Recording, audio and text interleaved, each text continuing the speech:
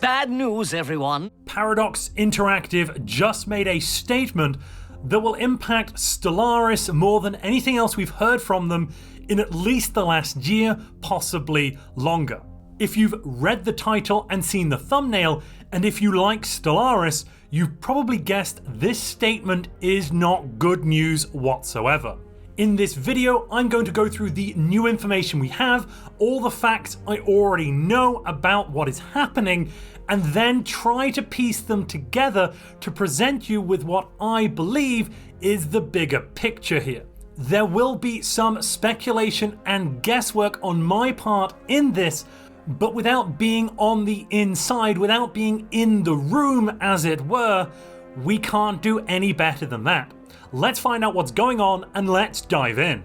So this important piece of news was not made public on some Paradox forum, it wasn't made public by any of the Paradox social media channels or anything like that.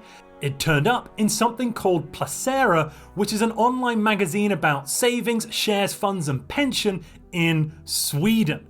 This is Sweden's second largest financial site measured by page views according to the Kia index. But for the rest of the world, that makes it relatively obscure. Now this article is entirely in Swedish.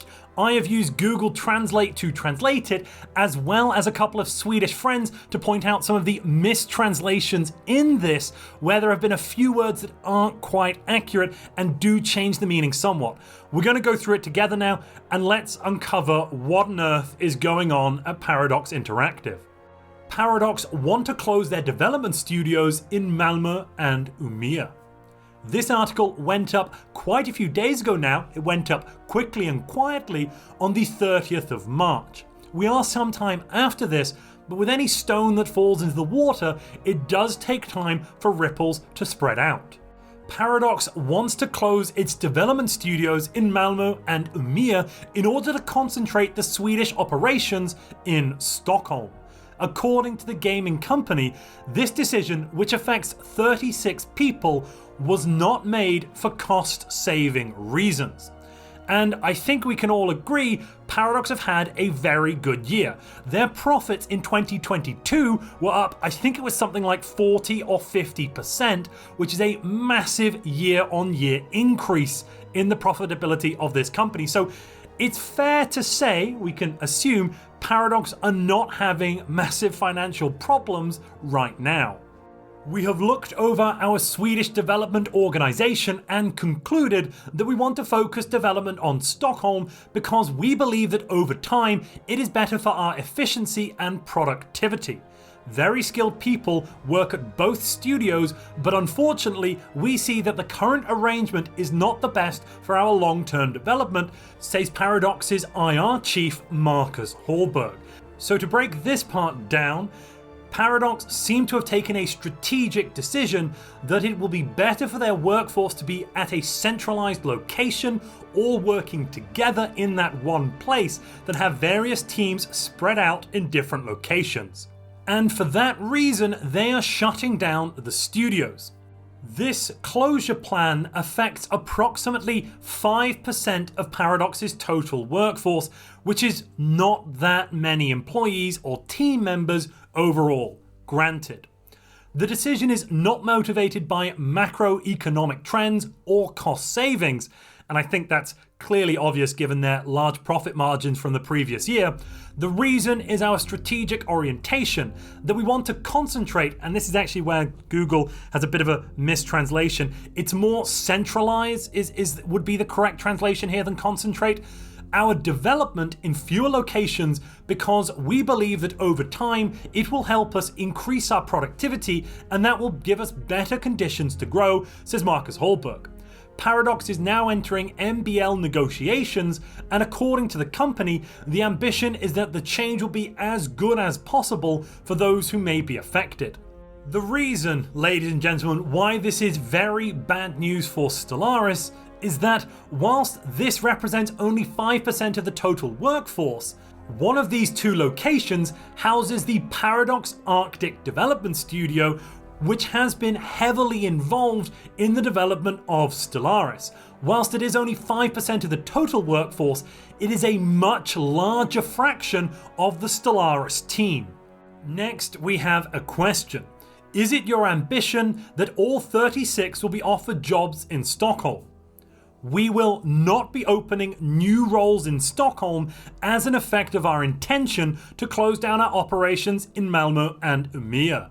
However, our aim is to match our current open positions with the skills available in these locations. That is part of the process with our trade unions, says Marcus Hallberg. Now we'll take a look at those open positions in a moment or two, but needless to say, there aren't that many Stellaris positions amongst them that are currently being officially advertised.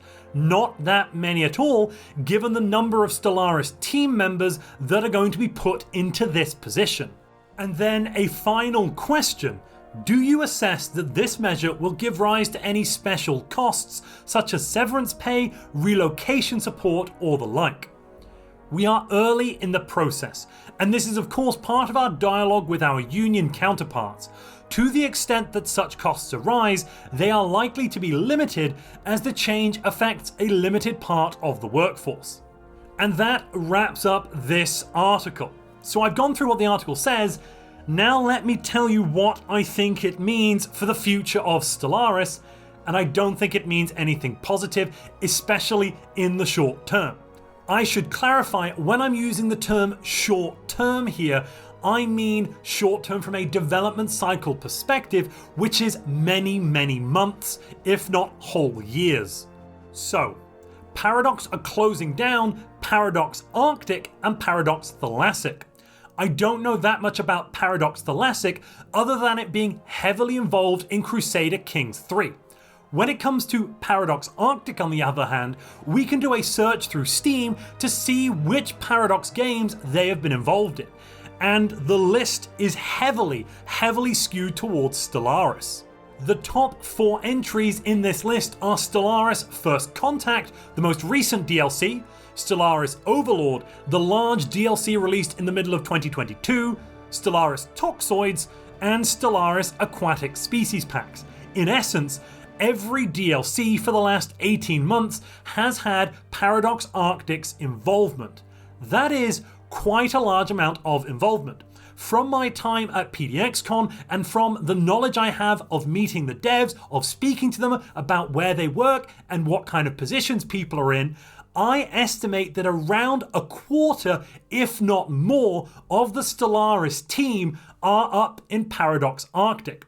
Taking a look at the current open positions in Stockholm, where they intend to centralize development, we can see not a single Stellaris related position open.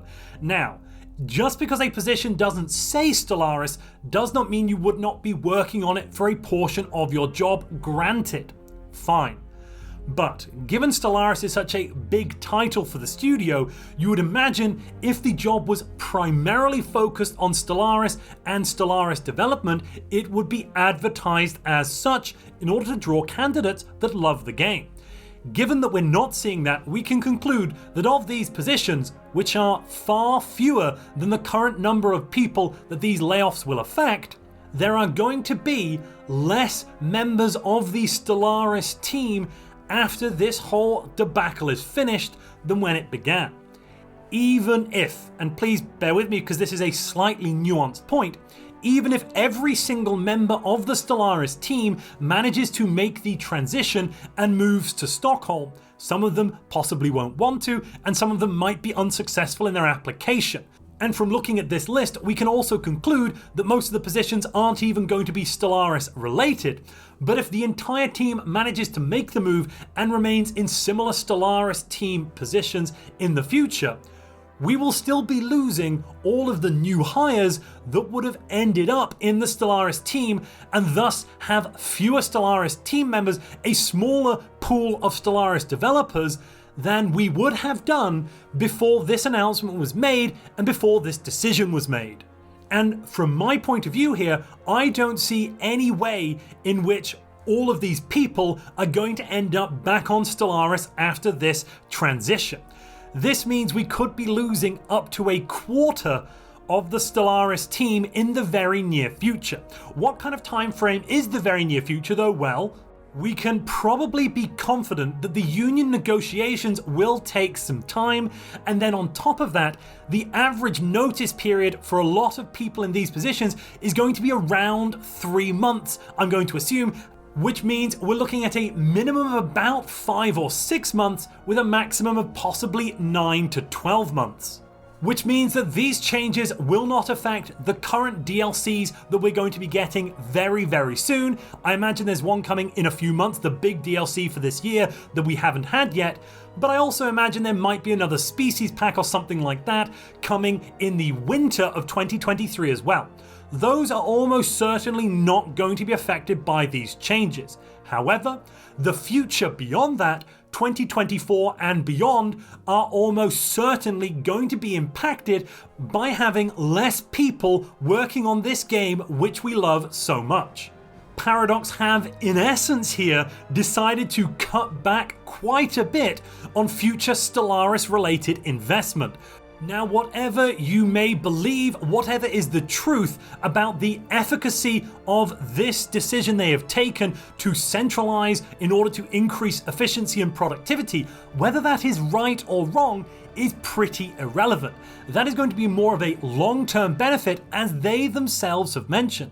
In the short term here, this means we're going to have a reduced team for Stellaris, which means either the current team, or whatever is left of the team I should say, are going to have to work 30-40% more in order to deliver the same deliverables that the larger whole team was creating earlier, or they're going to be giving us less in the way of new content. This is going to hurt, I suspect, the custodian team most of all, which has been something we have been praising as a community for a very long time. It's been one of the best things to happen to any game that I've played for quite a while. And to see it get thrown under the bus like this a bit, I'm really not a fan whatsoever, and I'm really worried about the future of this game. What does this tell us about Paradox's intentions with Stellaris? Are they going to roll back further on investment in the future?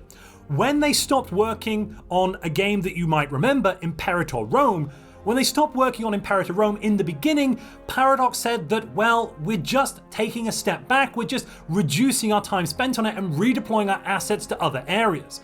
It was apparently something temporary in the beginning, but as time went on, it became more and more permanent, and they reduced their investment further and further until Imperator Rome was entirely unsupported.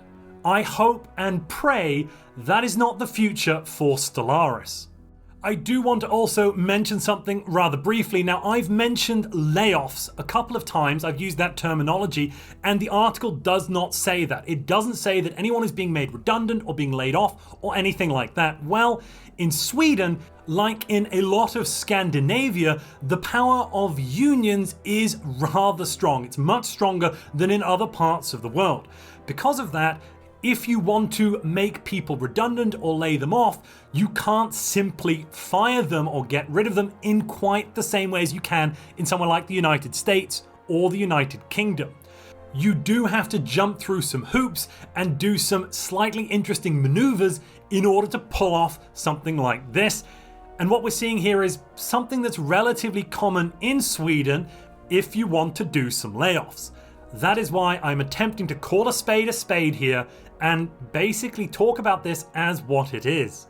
To talk a little bit about some of the people we may end up losing, there are 2 developers I know of that work up in Paradox Arctic, one being Offer and the other being Montu. They have been responsible for, if the dev diaries are to be believed, some of the major improvements to the AI we've been seeing over the last few patches. We can thank Offer for that.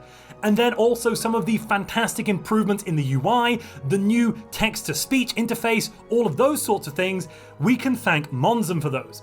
Those are developers we may end up losing, or losing to another project, to another position, in another team, if they do make the move to Stockholm and leave the Paradox Arctic studio when it closes. there are probably also other developers I currently don't know of at the studio up there that have done great work as well, that have made features that we probably love in the game, who we might be about to lose. Overall, if Stellaris is a game that you love, if you are looking forward to a bright and shining future for the game, because we have had a fantastic year or two, Stellaris has been getting better and better. We've seen more commitment, more investment, and more development from Paradox than ever before. We've also had some of the best DLC releases for Stellaris we've ever had in terms of the actual content. There have been some shaky moments at times with a few bits and pieces, a few bugs coming in, sure, but the overall product that we have been getting is becoming more and more polished. And I will be very, very sad if this is a trend that is about to reverse.